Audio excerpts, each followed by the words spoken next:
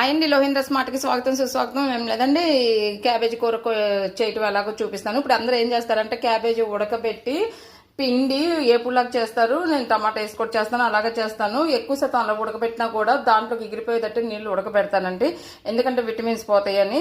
ఇట్లా అయితే కొద్దిగా టేస్ట్గా ఉన్నట్టు ఉంటుందని చేస్తున్నానండి. ఇదిగోండి ఒక చిన్నది క్యాబేజీ అట్లా తరుక్కున్నాను. మీరు ఇంకా సన్నగా కోసుకోండి, నేను లావుగైనా కోసేసాను.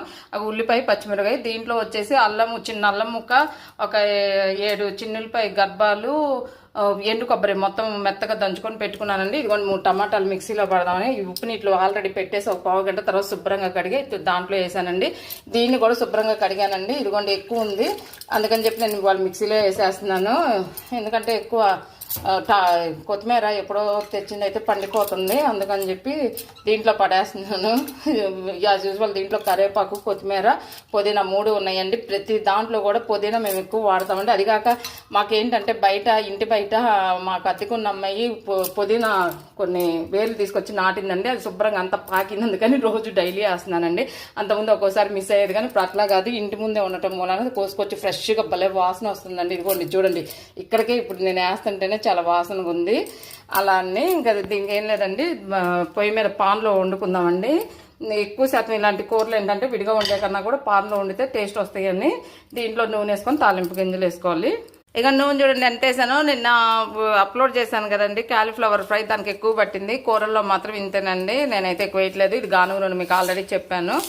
తాలింపు గింజలు వేయాలండి. ఇంగువ ఒకటి వేసుకోండి, నేను ప్రతిరోజు వాడతానని చెప్పాను కదా. టమాటాలు, కొత్తిమీర, పుదీనా, కరివేపాకు అట్లా బరగ్గా పట్టుకొని ఉంచేసుకున్నాను. చెట్పట్లు ఆడిపోయినాయండి. దాంట్లో ఉల్లిపాయ, ఇది అల్లం, చిన్నులపాయ, కొబ్బరి వేసుకున్నాం కదండి, అదంతా వేసి ఎర్రగా వేయించుకోండి. దాంట్లోనే వచ్చేసి మిక్సీ పట్టుకున్నాం కదండి, ఇది వేసేసుకోండి. ఇది కూడా వేయించేసుకోండి.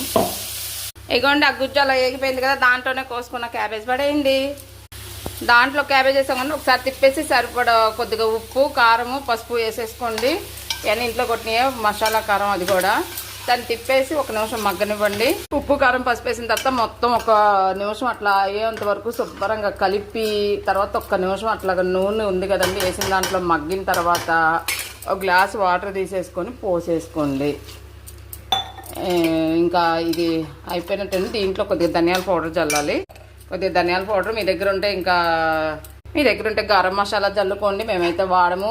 ఇంకా జీలకర్ర పొడి కూడా చల్లుకోండి, నా దగ్గర గట్టిగా లేదు, నేను ఇది వేసుకుని. దీన్ని ఏం చేయాలంటే మామూలుగా మూత పెట్టేసుకొని ఒక 6 విజిల్స్ రానివ్వాలి. టైంలో ఉప్పు, కారం అన్ని చూసుకొని ఇంకా కొద్దిగా పావు గ్లాస్ నీళ్ళు పోసానండి, ఎందుకంటే నాకు ఉడకటానికి కొద్దిగా నీళ్ళు తీసుకుంటాయి కదా. దీన్ని మూత పెట్టేసి ఒక 6 విజిల్స్ అట్లా 6 విజిల్స్ రానిచ్చినాక మూత తీసానండి. నీళ్ళు అన్ని పోసాం కదా,